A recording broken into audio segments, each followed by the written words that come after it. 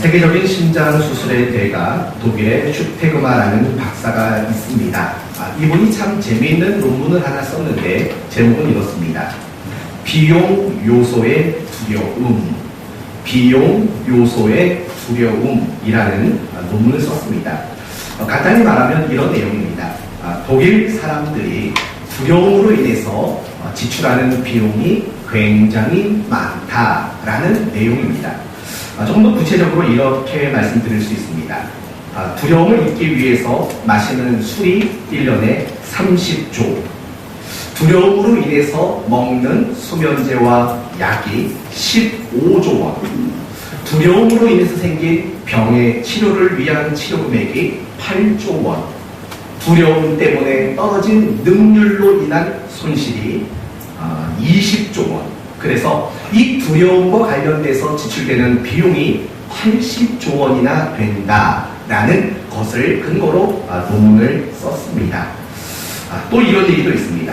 상담하시는 분들이 1년 동안 내가 어떤 주제의 상담을 했는가를 분류해 봤더니 대부분의 주제들이 불안과 두려움과 관련된 상담을 했다라는 결과들이 있습니다. 여러분, 이 두 가지 이야기를 통해서 우리들이 알 수 있는 것들은 무엇입니까? 그것은 이 땅을 살아가는 모든 사람들이 끊임없이 두려움을 느끼며 그렇게 살아간다는 것을 알 수 있습니다. 그래서 오늘날 많은 사회학자들은 이렇게 말합니다. 오늘날 이 시대는 두려움이 하나의 문화가 되어버린 시대이다 라고까지 말할 정도로 많은 두려움을 느끼며 그렇게 하루하루를 살아갑니다. 그렇다면 여러분 묻습니다. 그것이 세상 사람들만의 이야기일까요? 예수 믿는 사람들, 우리 신자들은 두려움이 없이 그렇게 살아가고 있을까요? 그렇지 않습니다. 예수 믿는 신자들 역시도 다양한 일로 인한 두려움을 느끼며 그렇게 하루하루를 살아가고 있습니다. 오늘 본문의 주인공인 바로 여호수아가 그런 사람이었습니다. 오늘 본문의 여호수아도 역시 두려움을 느끼고 있다라고 소개하고 있습니다. 그러므로 오늘 말씀을 통해서 우리가 두 가지를 초점으로 말씀을 살펴보려고 합니다. 첫째는 우리가 왜 두려움을 이겨야 하고 우리가 왜 두려움을 극복해야 하는가를 살펴보고, 또한 두 번째, 우리는 왜 두려움이 생기는가를 생각해야 하고, 그리고 마지막으로 이 두려움을 이길 수 있는 방법은 무엇인가, 이렇게 세 가지 말씀으로 오늘 말씀을 여러분과 나누려고 합니다. 먼저 우리가 생각할 것은 이런 겁니다. 우리들이 두려움을 이겨야 하는 이유는 뭘까요? 여러분 살면서 두려운 순간 많이 있지 않습니까? 많습니다. 하루에도 몇 번씩 내 마음에 불안과 두려움이 찾아옵니다. 그렇다면 그런 불안과 그런 두려움을 우리가 이겨야 하는 이유는 과연 무엇이라고 생각하십니까? 바로 이런 이유 때문입니다. 두려움이 우리의 인생의 모든 영역을 마비시키기 때문입니다. 두려움은 우리의 생각을 마비시킵니다. 두려움은 우리의 마음을 마비시킵니다. 두려움은 우리의 감정을 마비시킵니다. 두려움은 우리의 의지와 결단을 마비시킵니다. 두려움은 우리의 육신을 마비시킵니다. 두려움은 더 나아가서 우리의 영혼까지도 마비시키기 때문에 우리는 두려움을 이겨내야 합니다. 미국에 가면 샌프란시스코의 금문교라는 세계에서 유명하고 굉장히 아름다운 아주 큰 다리가 있습니다. 굉장히 높고 굉장히 긴 다리입니다. 이 다리가 1930년대에 만들어졌습니다. 처음 이 다리에 대한 설계도가 나왔을 때 많은 사람들은 이렇게 말했습니다. 이 다리는 절대로 만들어질 수 없는 다리, 실현 불가능한 다리라고 그렇게 이야기를 했었습니다. 왜냐하면 너무나도 긴 다리입니다. 그것도 바다 위에 세우는 다리고 너무 높게 지어진 다리이기 때문에 그렇습니다. 그래서 사람들은 이 다리는 절대로 완공될 수 없는 다리라고 그렇게 여겼습니다. 그리고 이 다리가 건설되기 시작할 때 이런 일들이 많이 일어났습니다. 많은 사람들이 다리를 건설하는 현장에서 추락해서 죽는 사건들이 굉장히 많이 일어날 겁니다. 그래서 공사 책임자가 생각 끝에 이런 일을 했습니다. 그 다리를 공사하는 그 밑에 안전 그물을 설치하게요.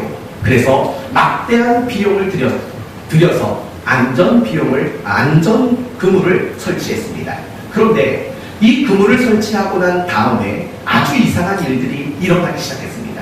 더 이상 단 한 사람도 그 다리에서 떨어지는 사람이 없었다라는 겁니다. 그 안전 그물이 없을 때에는 많은 사람들이 떨어져서 죽었는데, 일을 하다가 떨어져 죽었는데, 그 안전 그물을 설치한 이후로는 단 한 사람도 그 그물 위로 떨어진 사람이 없다라는 겁니다. 도대체 어떻게 된 일일까요? 이런 거죠. 그 안전 그물이 없을 때 떨어지면 죽는다라는 그런 두려움 때문에 몸이 제대로 움직이질 않았던 겁니다. 그래서 실수로 그 다리에서 떨어지는 그런 일들이 많았다는 겁니다. 그러나 안전 그물을 설치한 이후에는 떨어져도 죽지 않는다라는 마음의 안정감이 들었기 때문에 몸을 정상적으로 자유롭게 움직일 수 있었던 겁니다. 그래서 그 안전 그물 이후에는 아무도 추락하는 일이 없었다라고 말을 하는 겁니다. 성도 여러분, 이 이야기가 우리에게 주는 교훈은 참 놀라운 겁니다. 두려움이란 우리를 마비시키는 겁니다. 내 몸도 꼼짝하지 못하게 하고 내 생각도 내 마음도 나의 영혼까지도 마비시키는 것, 그게 바로 두려움이라는 겁니다. 재미있는 얘기 하나 해드리겠습니다. 남자들은 고등학교를 졸업하고 몇 년 안에 다 군대를 가게 되어 있습니다. 군대 가면 여러분 뭘 배우는 줄 아십니까? 기본적으로 제식훈련이라는 걸 배웁니다. 여러분 제식훈련이 뭡니까? 그냥 걷는 훈련입니다. 앞으로 가, 뒤돌아 가, 우로 가, 좌로 가, 별거 아닙니다. 그냥 발 맞춰서 걸으면 되는 훈련이 제식훈련입니다. 그런데 이 제식훈련을 할 때 보면은 저는 그랬는지 안 그랬는지 생각이 안 납니다. 근데 가끔씩 TV에 보면 이 신병들이 제식훈련을 하는 장면들이 나오지 않습니까? 예전에 TV 프로그램 중에서 진짜 사나이라는 프로그램이 있습니다. 제가 굉장히 좋아했습니다. 그 프로그램을 보면 모두가 다 제식훈련을 받습니다. 그런데 여러분, 왼발이 나가면 어떤 손이 나가야 합니까? 잘 생각해 보십시오. 왼발이 앞으로 나가면 어떤 손이 나가야 되죠? 오른손이 나가야죠. 그런데 왼발이 나갔는데 왼손이 나가는 겁니다. 그런 식으로 제식훈련을 참 웃기게 하는 것들을 많이 보셨을 겁니다. 근데 여러분 생각해 보십시오. 거기 와서 훈련받는 그 신병들이 다 맹공이겠습니까? 다 바보겠습니까? 아닙니다. 똑똑한 사람들 얼마나 많습니까? 그런데 당연히 왼발이 나가면 오른손이 나가야 되는데도 같은 손이 나가는 겁니다. 이게 왼쪽 오른쪽도 구별을 못합니다. 어떻게 보면 참 맹하고 참 재밌어 보입니다. 왜 그런 일이 일어날 것 같습니까? 이유는 간단합니다. 두려운 겁니다. 그 분위기가 두려운 거고 그 환경이 두려운 거고 조교가 두려운 겁니다. 그러니까 생각이, 이성이, 몸이 제대로 따라주지 않는 겁니다. 두려움이란 바로 그런 것들입니다. 여러분 가끔씩 이런 경우도 있습니다. 어떤 여자분들이 운전을 하는데 접촉사고를 냈습니다. 그럼 어떻게 됩니까? 문 열고 나와서 앞차를 보고 괜찮냐고 말하고 사진 찍고 연락처 주고받고 하면 되는 거 아닙니까? 그런데 간혹 그런 분이 있습니다. 접촉사고를 냈습니다. 근데 문을 안 열어주고 차 안에 앉아있는 겁니다. 무서운 겁니다. 못 배워서 그렇겠습니까? 아닙니다. 두려움이 생기니까 생각이 마비가 되는 겁니다. 몸이 마비가 되는 거고 이성이 마비가 되는 겁니다. 여러분 우리나라 축구 아주 못하지도 않고 그렇다고 잘하지도 않습니다. 그런데 스페인이나 이탈리아나 이런 강팀을 만나면 실력 발휘를 제대로 못합니다. 왜 못합니까? 상대팀이 워낙 잘하기 때문도 맞습니다. 그러나 질 것이라는 두려움이 선수들의 모든 신경과 모든 몸을 마비시키기 때문에 더더욱 실력 발휘를 못하게 만드는 경우가 얼마나 많은지 모릅니다. 우리 얘기 봅시다. 우리는 매주 오후마다 큐티를 발표하는 시간이 있습니다. 그리고 암송하신 분들이 나와서 발표하는 시간이 있습니다. 기가 막히게 잘 외웠습니다. 준비도 잘했습니다. 그런데 앞에만 나오면 맨날 하는 말이 이겁니다. 새까맣게 까먹었다고. 하나도 생각 안 난다고. 왜 생각이 안 납니까? 일주일 내내 그렇게 열심히 했는데 이유는 간단합니다. 불안하고 두려운 겁니다. 준비를 아무리 잘했어도 두려움이 들면 생각이 안 나는 겁니다. 제대로 표현이 안 되는 겁니다. 이처럼 두려움은 우리의 모든 것들을 마비시키는 겁니다. 여러분, 오늘 본문의 여호수아도 마찬가지였습니다. 여호수아는 어떤 사람입니까? 굉장히 믿음이 좋은 사람이 여호수아였습니다. 민수기 13장 말씀을 보시면 12 정탐꾼을 뽑을 때 거기에서 선출된 사람이 바로 여호수아라는 사실을 잊지 마십시오. 여러분, 이 12명은 별 볼 일 없는 사람들이 아닙니다. 각 지파를 대표하는 사람입니다. 나름대로 믿음이 좋고 실력도 좋고 안목도 좋고 모든 걸 대표할 만한 그런 12명 아니었겠습니까? 여호수아도 마찬가지입니다. 믿음이 굉장히 좋았던 사람입니다. 그런데 이 40일간 정탐을 마치고 돌아와서 10명이 악평을 늘어놓기 시작합니다. 땅은 좋지만 못 들어갑니다 라고 악평을 늘어놓습니다. 그때 여호수아가 뭐라고 말하는 줄 아십니까? 그 땅은 너무 좋습니다. 우리는 그 땅에 들어갈 수 있습니다. 그들은 우리의 밥입니다 라고까지 말했던 사람이 바로 여호수아라는 인물입니다. 얼마나 믿음 좋은 소리입니까? 얼마나 믿음이 좋은 사람인지 이해하시지 않습니까? 그는 또한 대단히 용맹했던 사람입니다. 출애굽기 17장부터 이스라엘의 전쟁의 역사가 시작이 됩니다. 특별히 출애굽기 17장은 아말렉 사람들과의 전쟁이 소개가 됩니다. 그 전쟁의 선봉장은 누구였습니까? 바로 여호수아라는 사람이었습니다. 그 이후에 헤스본, 바사, 미디안, 크고 작은 많은 전쟁을 이스라엘은 치루었습니다. 그런데 그 전쟁의 선봉장도 여호수아였고 그 전쟁을 승리로 이끌었던 사람도 바로 여호수아라는 사람이었습니다.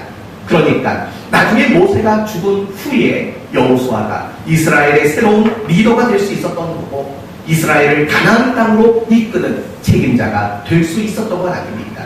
이처럼 여호수아는 믿음이 좋았던 사람입니다. 그리고 아주 용맹했던 사람입니다.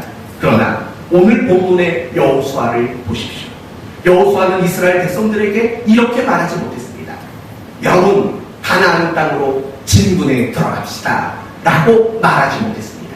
그는 여전히 지금 머물러 있는 시딤이라는 곳에서 계속 정착하고 있었던 사람이라는 겁니다. 어떻게 그렇게 됐습니까? 그렇게 믿음이 좋았는데, 그렇게 용맹했던 사람인데 왜 아무것도 하지 못하고 주저앉아 있는 이런 사람으로 여호수아가 전락하고 말겠습니까? 이유는 간단합니다. 그 여호수아 마음속에 무엇이 있었던 겁니까? 두려움이라는 것이 있었기 때문입니다. 그걸 어떻게 아냐고요? 6절 말씀을 보십시오. 강하고 담대하라. 7절 오직 강하고 극히 담대하라. 9절 내가 내게 명령한 것이 아니냐. 강하고 담대하라. 두려워하지 말라. 여러분, 이런 식으로 하나님이 여호수아에게 말씀했다는 것은 무엇입니까? 지금 그는 굉장한 두려움 가운데 붙들려 있다는 것을 말하고 있는 것 아닙니까? 사랑하는 성도 여러분, 이처럼 두려움은 우리를 마비시키게 됩니다. 우리를 비정상적인 사람으로 만드는 것이 결국에는 두려움이라는 겁니다. 성도 여러분, 어느 나라든 간에 사교육이 없는 나라는 없습니다. 그러나 유독 우리나라는 사교육이 너무 지나칠 정도로 그렇게 되어가고 있습니다. 이유가 뭡니까? 그건 분명히 비정상적인 겁니다. 그러나 그렇게 비정상적인 일임에도 불구하고 사교육이 늘어나는 이유는 바로 두려움 때문입니다. 남들 다 시키는데 내 자식 안 시키면 어떻게 될까? 내 자식이 좋은 대학 못 가면 어떻게 될까라는 두려움이 결국은 비정상적인 삶을 만들고 있는 겁니다. 오늘날 많은 사람들이 돈의 노예가 되고 있습니다. 그건 비정상적인 겁니다. 절대로 사람은 돈의 노예가 되어서는 안 됩니다. 그런데 왜 사람들이 그렇게 비정상적으로 바뀌어갑니까? 두려움 때문입니다. 내가 돈이 없으면 불행할 거라는 두려움, 내가 돈이 없으면 저 사람이 나를 무시할 것이라는 두려움, 그런 두려움이 우리를 또한 비정상적인 그런 삶을 살 수밖에 없도록 그렇게 우리를 마비시키고 있다는 겁니다. 사랑하는 성도 여러분, 이제 우리 얘기를 봅시다. 우리도 하루하루를 살아가다 보면, 우리도 인생을 살아가다 보면 두려움이란 것 때문에 마비를 느낄 때가 얼마나 많은지 모릅니다. 예를 들면 마음이 마비가 되고, 감정이 마비가 되고, 기쁨이 마비가 되고, 또한 마음의 평안이 마비가 되고, 소망과 행복이 마비가 되는 순간들이 굉장히 많습니다. 왜 그런 줄 아십니까? 두려움이 찾아오기 때문입니다. 우리의 신앙생활에서도 마찬가지입니다. 우리의 신앙생활 속에서도 두려움이 생기면 우리의 신앙의 많은 것들이 마비하게 됩니다. 기도가 마비됩니다. 감사가 마비됩니다. 순종이 마비가 되는 겁니다.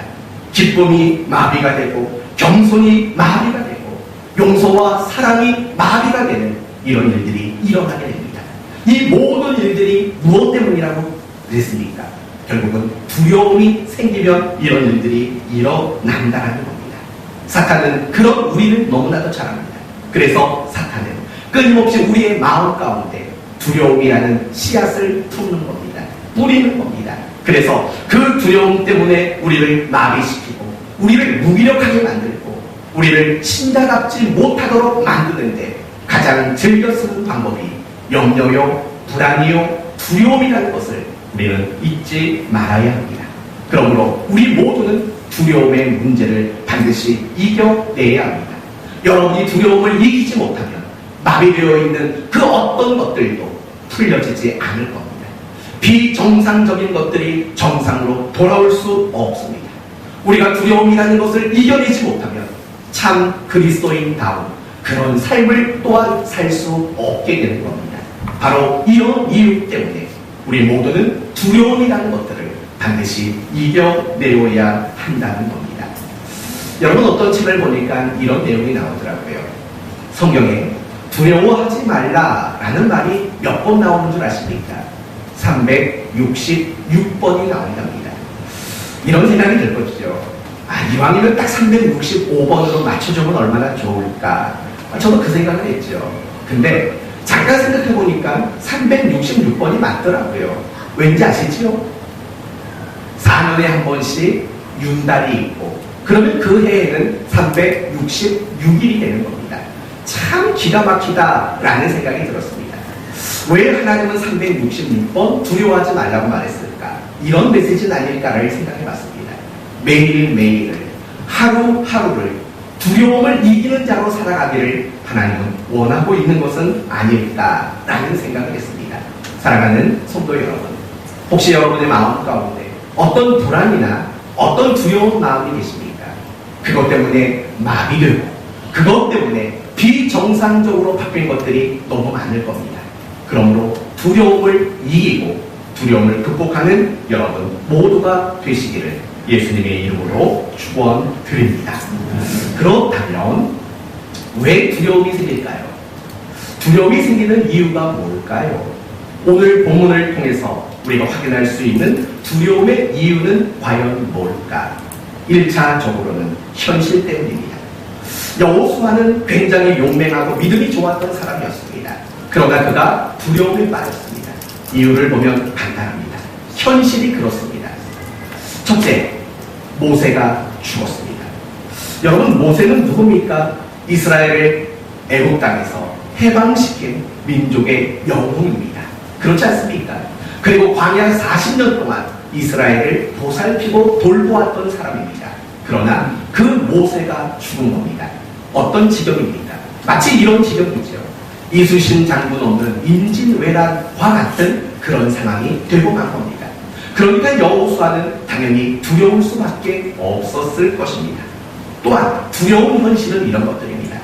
그 위대한 지도자 모세를 뒤이어 그가 리더가 되어야 했기 때문입니다. 후계자가 되기 때문입니다.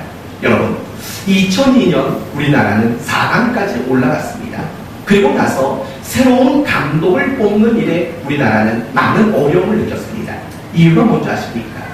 그 2002년 월드컵 당시 그 히딩크 감독이 너무 잘한 겁니다. 결과를 너무 잘 만들어 놓은 겁니다. 그러니까 그 사람의 수임이 돼서 얻을 게 없습니다. 잘해도 욕먹고 못해도 욕먹을 수밖에 없는 그런 상황 아니었습니까? 오늘 본문의 여호수아가 그렇습니다. 여호수아는 꽤 괜찮은 사람이고 훌륭한 사람입니다. 그러나 그의 선임이 누구였습니까? 모세였습니다. 우리는 이런 말 아시지요? 구관이 명관이라는 말이 있습니다. 그런 현실 앞에 여호수아는 두려움을 느낄 수밖에 없었습니다. 또 다른 현실도 있었습니다. 이런 거죠. 이스라엘이 가나안 땅에 들어가기 위해서는 반드시 건너가야 할 강이 있습니다. 그 강의 이름이 뭔지 혹시 아시겠습니까? 요단강입니다. 그러나 지금 여호수아와 그 백성들이 건너가야 할 요단강은 범람할 때라고 성경은 말합니다. 강물이 뚝을 넘쳐 흘러가는 그런 시기라는 겁니다. 그걸 어떻게 건너갑니까? 그런 현실이 여호수아를 두렵게 만들었습니다. 또 하나가 있습니다. 요단강을 건너갔다고 칩시다. 그럼 이제 남아있는 건 뭡니까? 가나안 땅에 살던 7 족속들과의 전쟁이 남아있습니다. 이스라엘 백성들은 그렇게 전쟁에 훈련된 민족이 아닙니다. 400년 동안 노예 생활만 했던 민족 아닙니까? 그리고 그들은 가지고 있는 무기도 신통치 않았고 그들은 광야 40년 생활 동안 지칠 대로 지쳐있는 사람들이었습니다. 그러나 가나안 땅에 있는 7 족속은 어떤 사람들입니까? 전쟁에 아주 능한 사람들이고 온갖 무기도 가지고 있었고 그 신체 조건도 굉장히 탁월했던 사람들 아닙니까? 그들과의 전쟁을 치른다는 것 그 자체만으로도 여호수아는 두려울 수 있었을 것입니다. 이처럼 현실은 여호수아를 두렵게 만든 것입니다. 그러나 오늘 본문을 자세히 보시면 하나님은 이렇게 말합니다. 여호수아야, 네가 두려움을 느끼는 것은 네 눈앞에 보이는 현실이 다가 아니다 라고 말하고 있는 것이 오늘 본문입니다. 그렇다면 여호수아가 정말 두려움을 느끼게 되었던 진짜 이유는 무엇입니까? 한마디로 말하면 하나님께 대한 믿음이 흔들렸기 때문이라는 겁니다. 하나님은 이스라엘에게 여호수아에게 가나안 땅을 주시겠다고 약속하셨고 항상 함께 하시겠다고 약속하셨습니다. 그 약속, 그 하나님께 대한 믿음이 흔들려서 그는 두려움에 빠질 수밖에 없었던 겁니다. 그래서 오늘 본문을 보면 가장 많이 반복되는 단어가 2가지 단어가 나옵니다. 하나는 내가 라는 말이고 또 하나는 주리라 라는 말입니다. 내가 주리라. 하나님은 약속을 상기시키는 말씀을 여호수아에게 계속해서 언급하고 있는 겁니다. 결국 무엇입니까? 여호수아가 두려움에 빠진 이유, 그가 마비되고 비정상적인 사람이 될 수밖에 없었던 이유, 그것은 하나님께 대한 믿음이 흔들렸기 때문이고 더 구체적으로 말한다면 항상 나와 함께 하시는 그 하나님께 대한 믿음에 문제가 생겼기 때문이라는 겁니다. 맞습니다. 이와 똑같은 이야기들이 성경에 얼마나 많이 나오는지 모릅니다. 마태복음 14장을 보시면 베드로 이야기가 나옵니다. 어느 날 제자들이 배를 타고 가는데 갑자기 폭풍우가 쳤습니다. 그들이 바다에 빠져 죽을 지경이 됐습니다. 그때 누가 등장합니까? 예수님이 바다 위를 유유자적 걸어오시는 겁니다. 그리고 그 모습을 본 베드로가 예수님께 이렇게 말합니다. 나도 좀 걷고 싶습니다. 예수님은 허락하셨습니다. 그래, 너도 걸어라. 베드로는 잠깐 물 위를 걸었습니다. 그러나 금방 베드로는 물에 빠져들었습니다. 왜요? 두렵기 때문이었습니다. 그렇다면 묻습니다. 베드로는 뭐가 두려웠습니까? 거친 바람이 두려웠을까요? 아니면 쏟아지는 폭우가 두려웠을까요? 아니면 넘실거리는 파도가 두려웠을까요? 아니었습니다. 그런 베드로를 예수님이 붙잡아 주시면서 이런 말씀을 하셨습니다. 믿음이 적은 자여 왜 의심하였느냐? 결국 베드로가 두려움에 물에 빠져든 이유를 무엇이라고 말하냐면 어떤 현실의 이유와 조건으로 말하지 않습니다. 그가 믿음이 흔들렸기 때문에, 믿음이 깨져버렸기 때문에 그는 두려워했다라고 예수님은 언급하고 있습니다. 출애굽기 16장을 보시면 하나님이 광야에 있던 이스라엘 백성들에게 만나를 주시겠다고 약속하시는 내용이 나옵니다. 이렇게 말씀하십니다. 너희는 매일 아침마다 한 오멜씩 거두어 드려라. 여기서 한 오멜이란 2리터 분량을 말하는 겁니다. 그러나 제6일째 안식일 전날에는 두 오매를 거두어라. 4리터 분량의 양식을 거두라고 말합니다. 당연히 그 말씀대로 순종해야지요. 그러나 이스라엘 백성들 중에서는 더 많은 양식을 거두어다가 그 양식을 비축하는 사람들이 있었습니다. 왜 그랬을까요? 두려워서 그런 겁니다. 그러면 그 사람들은 도대체 뭐가 두려웠던 겁니까? 뭐가 두려웠던 겁니까? 광야라는 현실입니까? 식량을 또 구할 수 없을 것이라는 현실 때문입니까? 아닙니다. 그 약속을 지키실 것이라는 하나님께 대한 믿음이 흔들렸기 때문에 그들은 두려움에 빠질 수밖에 없었던 겁니다.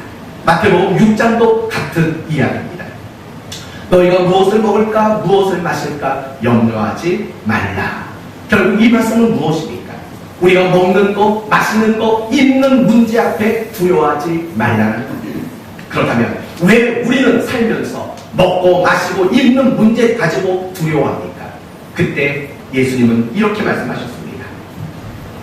믿음, 바로 그 믿음이 없기 때문이라고. 천부께서 너희를 먹이지 않겠느냐라고 그렇게 이야기를 하십니다. 그러니까 결국 지금까지 여러분에게 드린 모든 말씀의 내용은 다 똑같은 얘기입니다. 우리가 살면서, 우리가 하나님의 사람으로 이 땅을 살면서 두려움에 빠지는 이유, 두려움에 무너지는 이유, 그것은 현실의 문제가 아니라는 겁니다. 그것은 바로 하나님께 대한 믿음의 문제라는 사실을 우리는 분명히 확인하게 되는 겁니다. 사랑하는 성도 여러분, 지금 여러분은 어떤 두려움이 있습니까? 어떤 두려움이 있습니까?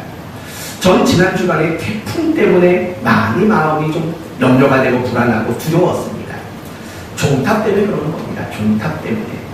한 5, 6년 전에 옆에 있는 교회가 종탑이 무너졌지 않습니까? 그거 보고 그 다음부터는 바람이 불고 태풍만 불어도 이게 불안하고 두려운 겁니다. 혹시 넘어가면 어떨까? 불안하고 두려운 겁니다. 성도 여러분, 지금 여러분이 두려워하는 것들은 과연 무엇입니까? 병에 걸릴까봐 두렵습니까? 혹시라도 나쁜 일이 생길까봐 두렵습니까? 실패할까봐 두렵습니까? 미래에 대해서 두렵습니까? 여러분의 자식으로 인해서 여러분의 마음에 두려움이 느껴지십니까? 그러면 여러분에게 묻습니다. 분명히 이 자리에 있는 여러분 모두에게는 두려움이라는 것이 있습니다. 그 두려움은 왜 생겼습니까? 정말 현실 때문에 두려움이 생긴 겁니까? 정말 현실 때문에, 환경 때문에 두려움이 생긴 겁니까? 물론 그렇게 핑계할 수 있지요. 그리고 그렇게 핑계대는 것이 여러분을 가장 정당하게 만드는 방법이기도 하겠죠. 하지만 엄밀히 말한다면 우리가 두려움에 무너지는 이유는 믿음이 약해졌기 때문입니다. 우리의 믿음에 금이 가고 우리의 믿음이 흔들리기 때문에 우리는 두려움에 빠질 수밖에 없는 겁니다. 더 구체적으로 하나님이 나와 함께 하신다라는 그 믿음의 문제가 생길 때 우리는 항상 두려움에 빠지게 되는 겁니다. 반대로 생각해 봅시다. 여러분에게 진짜 온전한 믿음, 견고한 믿음, 결코 흔들리지 않는 믿음이 있다고 생각해 보십시오. 하나님은 나와 함께 하셔. 하나님은 내 인생을 책임지고 계셔라는 분명한 믿음을 가진다면 그래도 여러분은 두려우시겠습니까? 그렇지 않을 겁니다. 두려울 게 무엇이 있겠습니까? 그러나 두렵다는 것은 하나님이 나와 함께 한다라는 믿음이 문제가 생겼다는 말이고 하나님이 나에게 허락하신 약속을 지켜내실 거라는 그 믿음이 문제가 있는 거고 하나님께서 내 인생을 붙드시고 책임져 주신다라는 그 믿음의 문제가 생길 때 우리는 두려움에 빠질 수밖에 없는 겁니다. 항상 두려움은 믿음의 틈을 타고 우리에게 들어온다는 사실을 우리는 잊지 마셔야 합니다. 하나님은 우리와 함께 하십니다. 아멘 맞습니까? 아멘이죠. 하나님은 우리가 푸른 초장 쉴만한 물가로 걸을 때 우리와 함께 하십니다. 그러나 반대로 하나님은 우리가 사망의 음침한 골짜기로 다닐 때에도 물 가운데 지나고 불 가운데 지날 때에도 하나님은 우리와 항상 함께하고 계십니다. 그러나 우리는 늘 착각하고 오해합니다. 잘되고 형통하고 성공할 때는 하나님이 나와 함께하는구나 라고 믿습니다. 그러나 어려움이 있고 괴로움이 있고 어떤 실패가 있고 어떤 뜻하지 않는 일을 만나게 될 때에 하나님이 정말 나와 함께하는 게 맞나? 라는 의심을 품을 때가 많습니다. 그럴 때면 어김없이 우리 마음속에는 두려워하는 것이 생기게 되는 겁니다. 그리고 그 두려움은 우리의 모든 것들을 마비시키고 우리를 비정상적인 사람으로 만들게 되는 겁니다. 기억하십시오. 하나님은 여러분이 잘 될 때만 함께하는 분이 아니라 여러분이 어렵고 실패의 길을 걷는 그 순간에도 함께하는 분임을 믿는 여러분 모두가 되시기를 바랍니다. 여러분은 아마 모래 위의 발자국이라는 이야기를 보거나 들은 적이 있을 겁니다. 뭐 이런 얘기입니다. 내가 어느 날 꿈을 꿨네. 근데 이 바닷가에 두 사람의 발자국이 있었다는 겁니다. 그런데 가만히 보니까 어느 시점에서는 발자국이 하나밖에 없었다는 겁니다. 그게 언젠가 생각해봤더니 내가 제일 힘들고 괴로운 순간이었다는 겁니다. 그래서 하나님께 투덜거립니다. 내가 제일 힘들고 어려웠던 그 순간 하나님은 도대체 어디 가셨습니까? 나 혼자 왜 그 길을 걷게 하셨습니까? 라고 했을 때 하나님이 뭐라고 대답했습니까? 바로 그 순간에는 내가 너를 업었다. 네가 본 그 하나의 발자국은 네 발자국이 아니라 바로 나의 발자국이다. 이런 이야기를 들어보신 적이 있을 겁니다. 맞습니다. 하나님은 우리와 함께 하십니다. 우리가 어려움을 겪고 고난의 길을 걸을 때 더 친밀하게 우리와 항상 함께 하시는 하나님입니다. 그 믿음을 회복하면 우리는 두려움을 이길 수 있습니다. 하나님이 나와 함께 하시고 내 인생을 책임져 주신다라는 믿음을 회복할 때 여러분은 두려움을 극복하고 두려움을 이길 수 있는 신앙의 실력자가 될 줄로 믿습니다. 이런 의미로 본다면 두려움의 반대말은 안 두려움이 아니라 두려움의 반대말은 믿음이라고 밖에는 말할 수 없는 겁니다. 사랑하는 성도 여러분, 믿음으로 여러분이 가지고 있는 그 모든 두려움을 이기는 여러분 되시기를 바랍니다. 마지막으로 한 가지만 더 말씀드립니다. 그렇다면 어떻게 그 믿음이 회복될 수 있을까를 생각해야죠. 내가 믿음이 회복되고 싶다고 해서 믿음이 저절로 회복되는 건 아니지 않습니까? 어떻게 하면 믿음이 회복될까요? 여기서부터 시작하면 됩니다. 믿음은 어떻게 생겼습니까? 여러분은 믿음을 어떻게 처음 갖게 되셨습니까? 로마서 말씀은 이렇게 말합니다. 믿음은 들음에서 나고 라고 로마서 10장은 이야기합니다. 다시 말하면 우리가 처음 믿음을 갖게 된 그 근본은 하나님의 말씀을 듣는 그 순간에 처음으로 우리의 믿음이 생겨났다고 성경은 가르치는 겁니다. 그렇다면 믿음이 발생하게 된 원인이 말씀을 들음에 있다면 그 흐트러졌던 믿음이 다시 회복되고 우리의 믿음이 다시 성장하기 위해서도 필요한 것은 무엇이겠습니까? 바로 하나님의 말씀이라는 겁니다. 그래서 오늘 본문 8절 말씀을 보십시오. 오늘 본문 8절을 보시면 두려움에 떨고 있는 여호수아에게 이렇게 말합니다. 이 율법책을 내 입에서 떠나지 말게 하며 주야로 그것을 묵상하여 그 안에 기록된 대로 다 지켜 행하라. 하나님의 말씀을 듣고 묵상하라고 그렇게 교훈하고 있는 겁니다. 사랑하는 성도 여러분, 여러분이 두려움을 이기기 위해서는 믿음을 회복하셔야 합니다. 그리고 그 믿음을 회복하기 위해서는 반드시 하나님의 말씀만이 필요하다는 사실을 여러분이 잊지 마셔야 합니다. 저는 여러분에게 권면합니다. 하나님의 말씀을 사모하십시오. 아직 9월이 되려면 한 주가 남았습니다. 구약 성경 통도 저 표 아직도 붙어 있습니다. 아직도 못 읽으신 분이 계시면 이번 주간에 밤을 새서라도 읽으십시오. 그리고 다음 주부터는 신약 성경 통독을 시작하도록 하겠습니다. 성경을 매일 읽으셔야 합니다. 그래야 믿음이 흔들리지 않습니다. 여러분 예배 시간에도 말씀을 사모하며 잘 들으셔야 합니다. 매일매일 성경을 읽고 큐티하는 삶을 살아가셔야 합니다. 이제 9월달부터 여러분이 큐티할 수 있는 그런 프로그램들을 지금 준비하고 있습니다. 여러분 많이 동참하셔야 합니다. 그리고 우리 성도들 모두가 매일매일 큐티하면서 여러분의 믿음이 견고해져서 여러분이 지금까지 두려움 가운데 묶여있던 것들이 풀려지고 두려움으로 인해서 마비되어졌던 것들이 해결되는 그런 은혜들이 여러분 모두에게 임하게 되기를 바랍니다. 하나님 말씀 말고는 우리의 믿음이 회복되고 성장할 길이 없는 겁니다. 말씀을 마칩니다. 하나님은 우리를 두렵게 하는 분이 아니십니다. 하나님은 우리를 평안하게 하시고 담대케 하시는 분이십니다. 그러나 반대로 사탄은 끊임없이 우리를 두렵게 만듭니다.